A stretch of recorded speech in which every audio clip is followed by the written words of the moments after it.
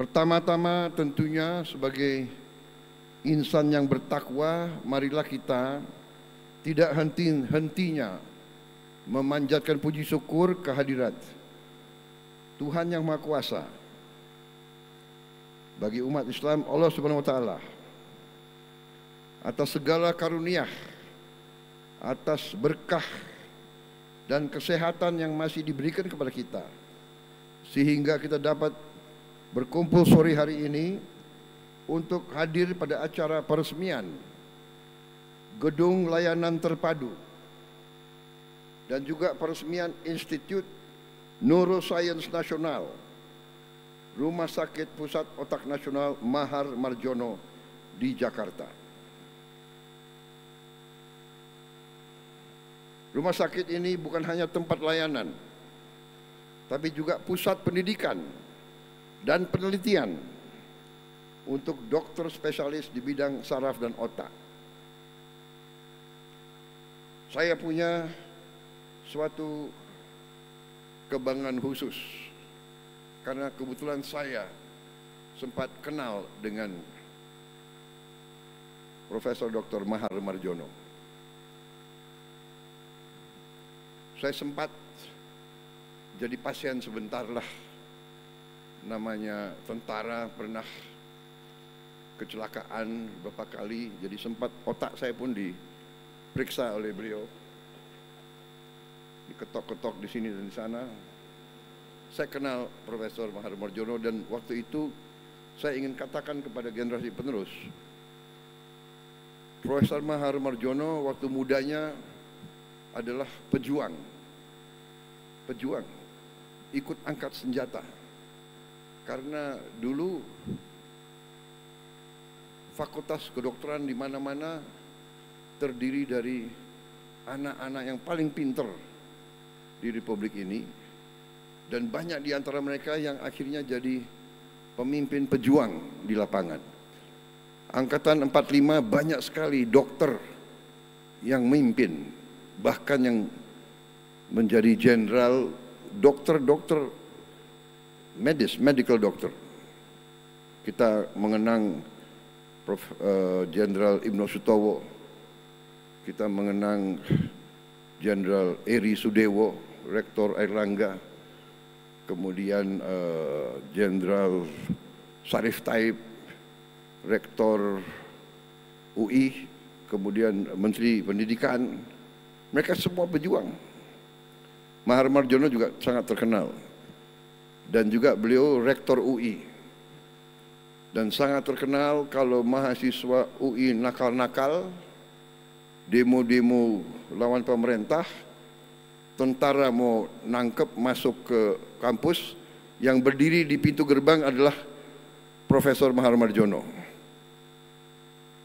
Begitu tentara lihat Mahar Marjono nggak berani masuk, saking hormatnya sama beliau.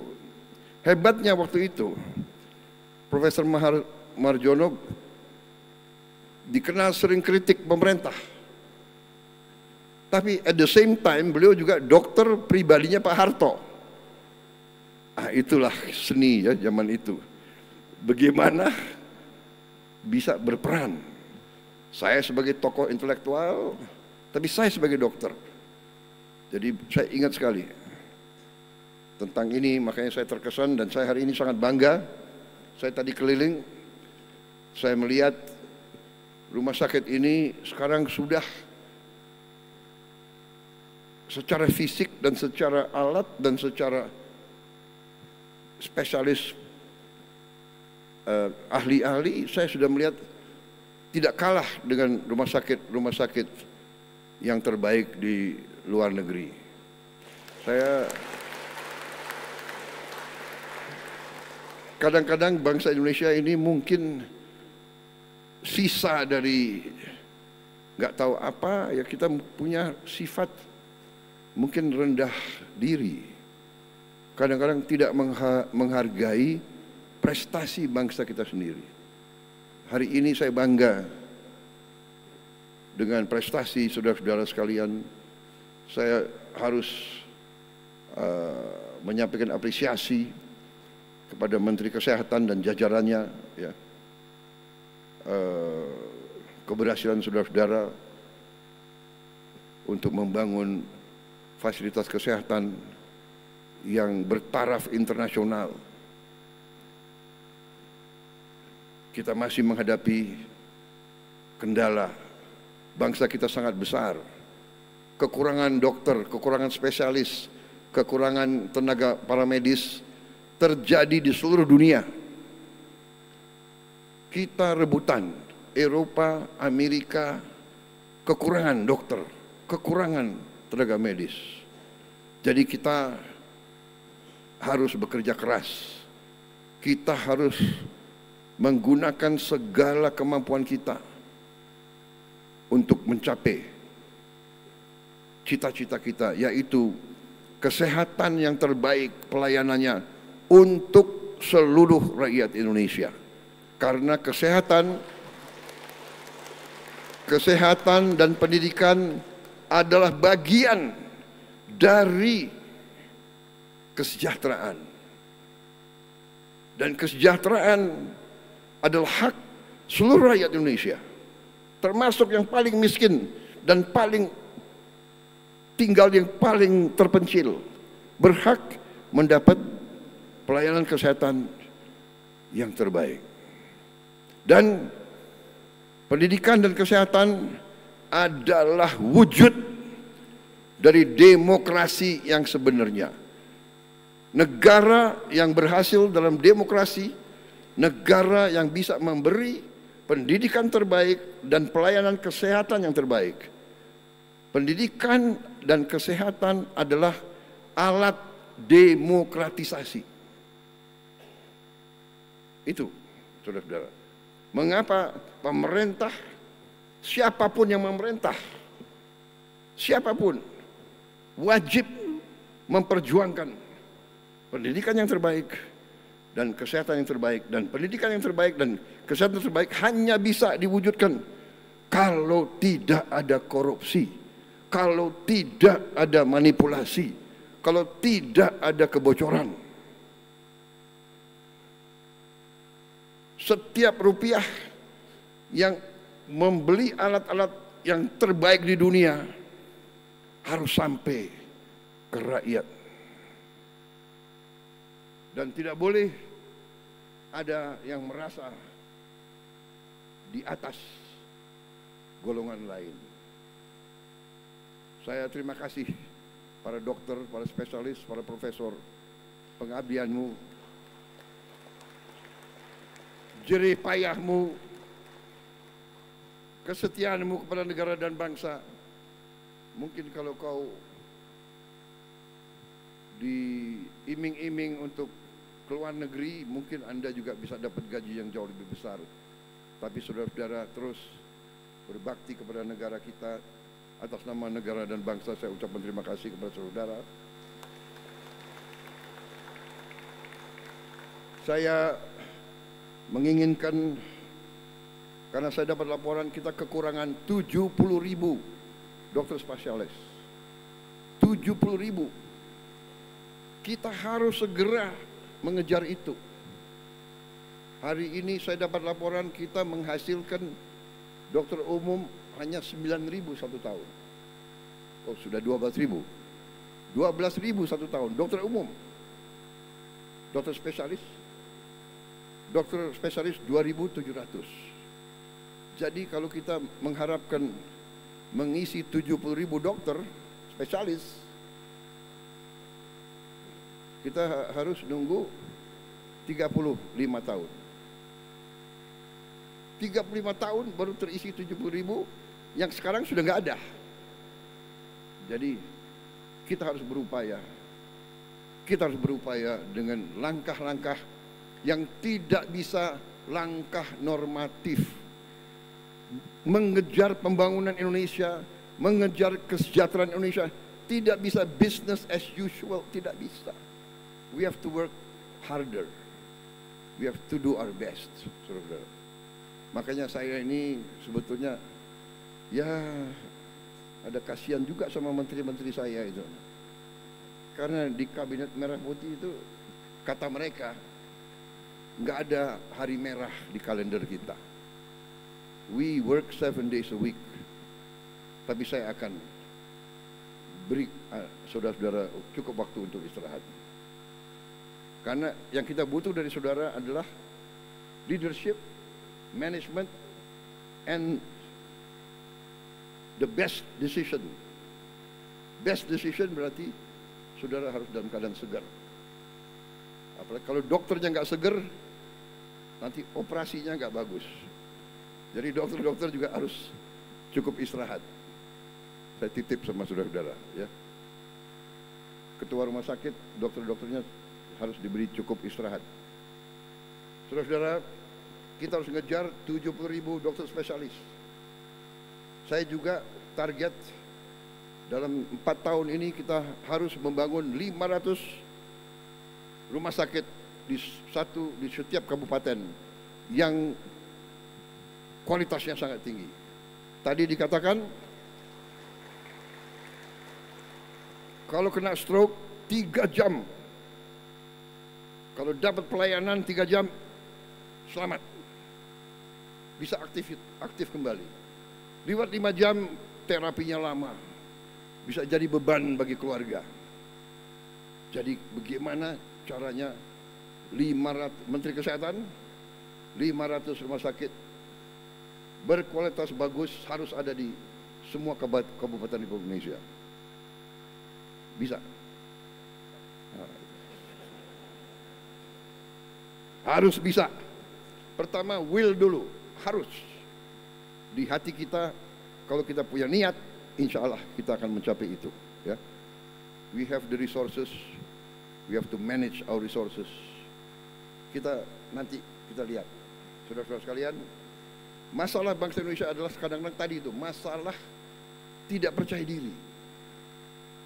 Waktu saya canangkan makan bergizi untuk semua anak-anak kita, banyak yang tidak percaya.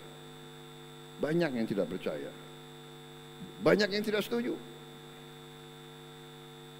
Dan kalaupun setuju, mereka mengira ini akan mengambil waktu 5-10 tahun. Dan beberapa negara membutuhkan waktu 5-10 tahun. Tapi saya kemarin punya sesuatu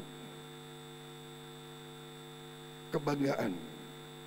Saya bisa berdiri di depan wakil-wakil rakyat. Tanggal 15 Agustus saya melaporkan makan bergizi sekarang sudah sampai waktu itu ke 20.400.000 penerima manfaat. Waktu tanggal 15 Agustus. Tadi malam saya dapat laporan sudah melewati 21 juta. Jadi saya monitor tiap hari. Hari ini berapa? Hari ini berapa? Di mana ada masalah. Jadi saudara-saudara, we can do it. Kita juga sudah buktikan. Ya, beliau sudah bangun 30 rumah sakit. Tahun ini, tahun depan 30 lagi. Di akhir tahun depan kita akan bangun 66 rumah sakit. Dan rumah sakitnya harus di tempat yang terpencil, yang belum ada rumah sakit bagus. Di Tobelo, kan begitu kan? Anambas, Tali Abu. Ya. Saudara-saudara, saya terima kasih. Tahun ini kita juga akan buka 148 prodi, program studi 148 di 57 fakultas kedokteran. Dan juga 125 prodi ini adalah untuk spesialis. Dan sisanya 23 adalah prodi subspesialis. Tahun ini kita tambah 148 prodi. Dan saya ingin menambah fakultas kedokteran. Fakultas kedokteran yang sekarang harus kita tambah jumlah mahasiswa dan jumlah lulusan, dan kita akan tambah fakultas kedokteran lagi. Target saya akan ada 30 fakultas kedokteran baru, insya Allah. Untuk mengejar tadi 70.000 spesialis, dan dokter umum kekurangannya adalah 140.000. Kalau tidak ya kita tunggu 35 tahun. Saudara-saudara, terima kasih. Hari ini saya sangat bangga rumah sakit yang sangat canggih mampu sudah operasi tumor otak, mampu juga menghadapi Alzheimer, Parkinson's, mengatasi stroke, dan terapi untuk stroke dengan alat-alat yang paling baik, alat-alat robot dan alat-alat AI yang terbaik. Sekali lagi terima kasih. Ini bukti bahwa kita ingin kerja keras. Terima kasih Menteri Kesehatan, terima kasih Menteri Keuangan yang terus mendukung. Ya, kalau beliau nggak mendukung, nggak jadi. Ya.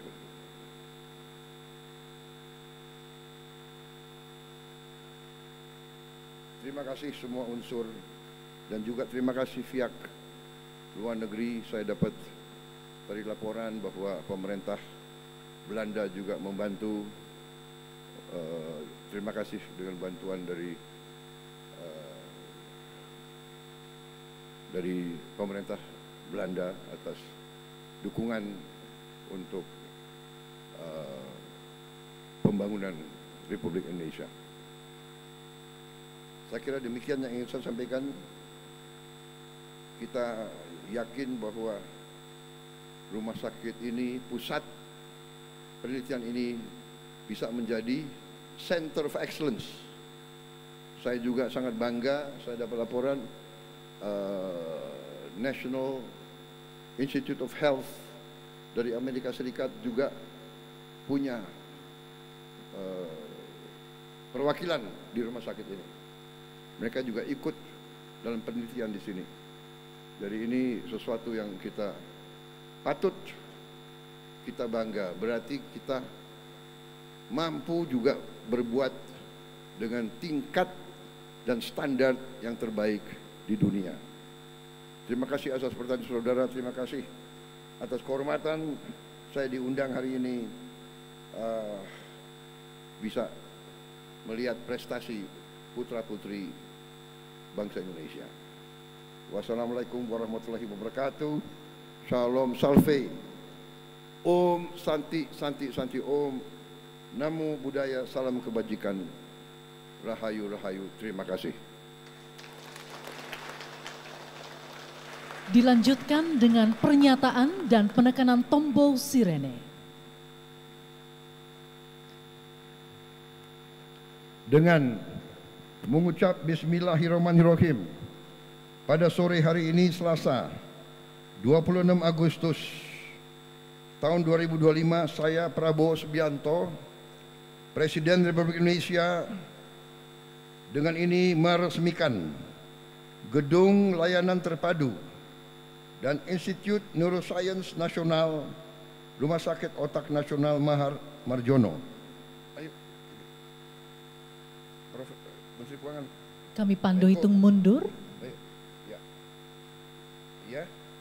Dalam 3, 2, 1.